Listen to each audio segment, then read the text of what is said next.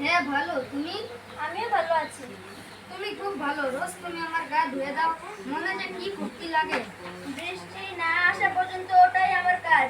আমি গাছপালা গাছ লতাপাতার গা ধুয়ে দেই, ওরা কেমন সুন্দর হয়ে ওঠে। ও কুমড়ো, তুমি কেমন আছো? তোমার দয়া ভালো আছি ভাই। ভোর রাতে শিশির গা ধুয়ে দিয়ে গেছে, এখন গায়ে তোমার আঁচ লাগছে, মনটা খুশিতে ভরে উঠেছে। আমি এখন যাই কুমড়ো, কেমন রোদ উঠেছে, এখন আমার যাওয়ার পালা। চলি তাহলে। যাও ভাই, রাতে আবার দেখা হবে। কি চমৎকার পোকা!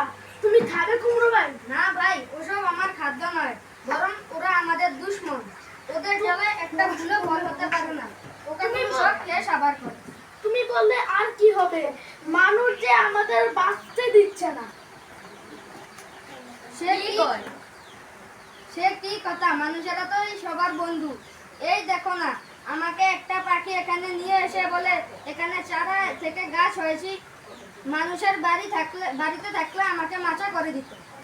তা তো ঠিক, কিন্তু মানুষ তো বনের গাছপালা কেটে সাফ করে করছে। মানুষ পাখি আর জীবজন্তু খায়, ধরে ধরে খাঁচায় ভরে। তাহলে তো খুব খারাপ বলতে হয়।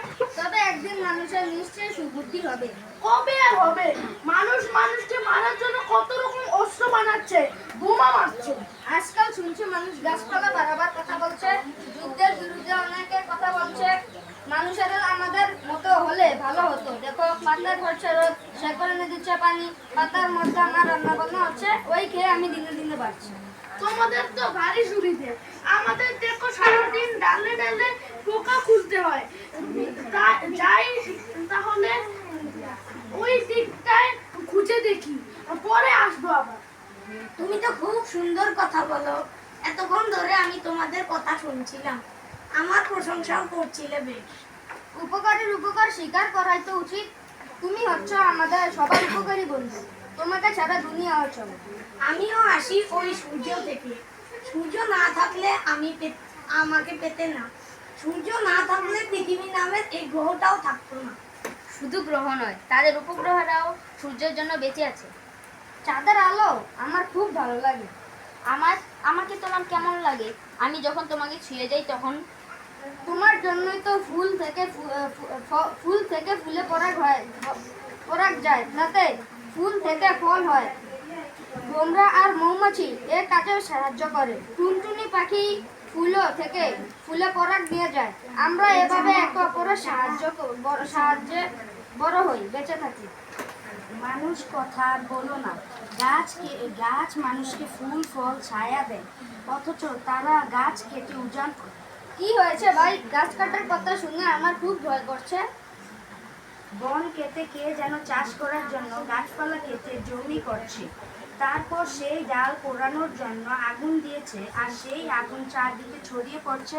সে এক ভীষণ কাণ্ড। তারপর এখন বৈশাখ মাস, পাতা ডাল সব শুকিয়ে গেছে।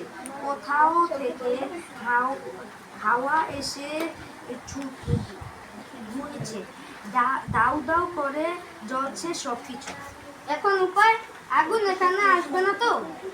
ও দেখে টিয়ে ফিঙ্গিয়ে ডাকাত বানর ভালুক সবাই মিলে চেঁচামেচি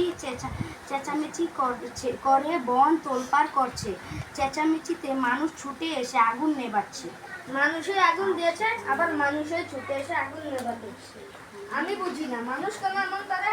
তাহলে তো অনেক পশু পাখি পুড়ে মরছে, অনেক জ্যান্ত গাছপালা পুড়ে গেছে। তোমার টানা কোথায়, সোনা কোথায়? আমি সেখানে একটুখানি উঁকি মেরে গিয়েছি। টোনা বলল, ও এদিকে এসে সকলকে সতর্ক করে দিতে। টোনা দোয়েলের সেবা করছে। দোয়েলের গায়ে নাকি একটু আগুনের আঁচ লেগেছে। তোমরা ভাই খুব ভালো। একজনের বিপদে আরেকজন খবর দাও, খোঁজ খবর নিতে পারো, আর আমাদের গাছের সঙ্গে ঝুলে থেকে সব করতে হয়। আমি যাই, কাঠবিড়ালি বন্ধুদের খবর নিয়ে আসি।